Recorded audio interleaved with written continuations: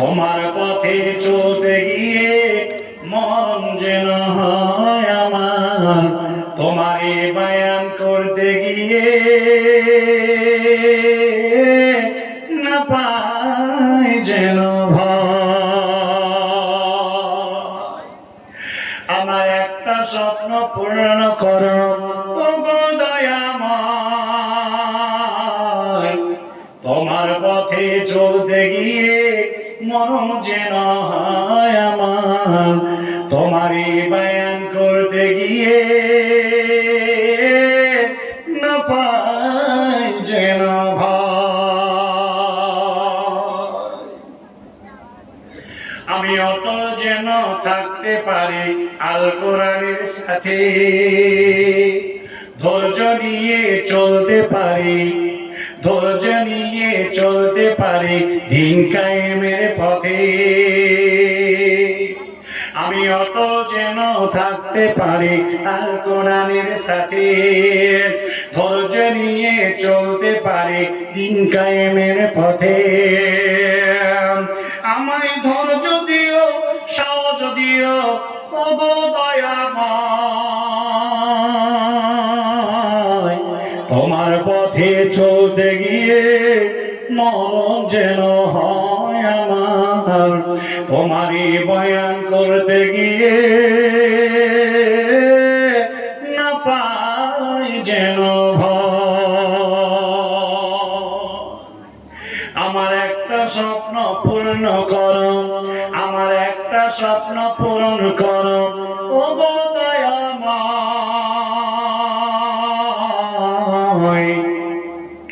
তোমার পথে চলতে গিয়ে মরণ যেন হয় আমার, তোমারই বয়ান করতে গিয়ে না পাই যেন ভয়। আমার হৃদয় যেন থাকতে পারে যেন সবার সুখে, আমার হৃদয় যেন হাসতে পারে যেন সবার সুখে, নয়ন যেন কাঁদতে পারে মজলুমের ওই সাথে। আমার হৃদয় যেন হাসতে পারে যেন সবার সুখে, নয়ন যেন কাঁদতে পারে মজলুমের ওই সাথে। আমায় ধৈর্য দিও, সাহস দিও ওগো দয়াময়,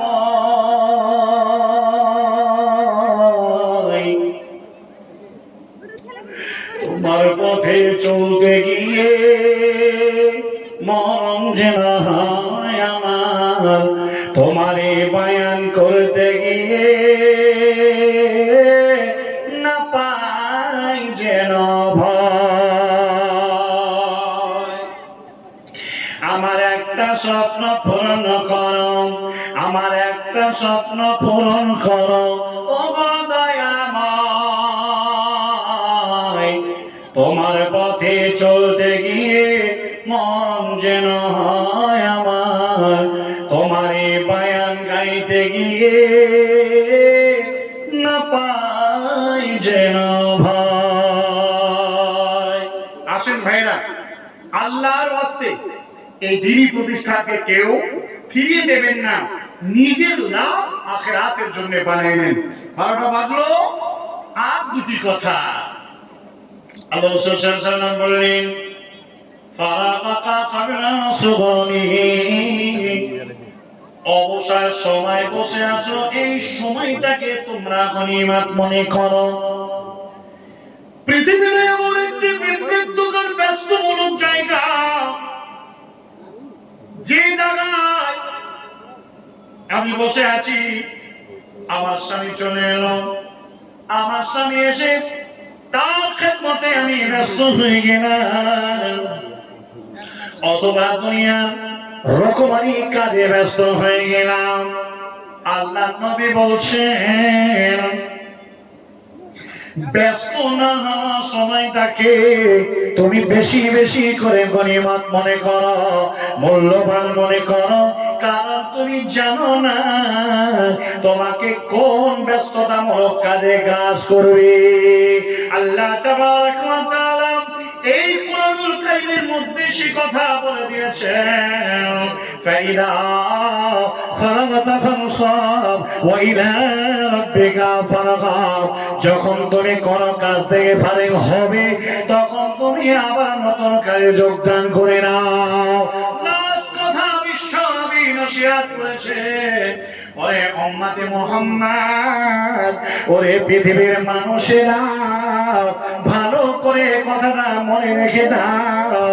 তোমার জিন্দেগি এখনো বেঁচে আছে, এখনো তোমার আত্মাটা বেরিয়ে চলে যায় নাই, তুমি এখনো দুনিয়া থেকে ট্রান্সফার হও নাই, তুমি এখনো ইন্তেকাল করো নাই।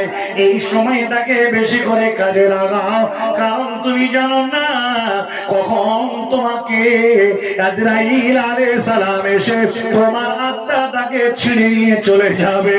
আর সেদিন তোমার কাপড়ের যাতে হাত বাঁধা হয়ে যাবে, তুমি আর নামাজ পড়তে পারবে না, বানাতে দানো খায়রাত করতে পারবে না, সম্পদ থাকার পরেও তোমার কিছু করার থাকবে না।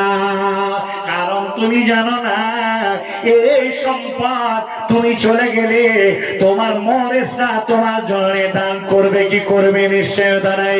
কারণ তুমি ভাবো তোমার দাদার সম্পত্তিতে তোমার বাপ ছিল, বাপের সম্পত্তিতে তুমি আছো, তাদের জন্য কতটা তুমি তাদের জন্য দান করো। তাই কবি কি বলছেন দেখেন, এই মাল ধন ছিল তোমারও দাদার, তিনি চলে গেলে হলো তোমারও পিতার, বাপের মালেতে তুমি অরেসো হইলে, তুমি মরে গেলে হবে তোমারও ছেলের। এই মতো হাতে হাতে আসিছে দুনিয়া, কারো হাতে নাহি থাকে কায়ম হইয়া।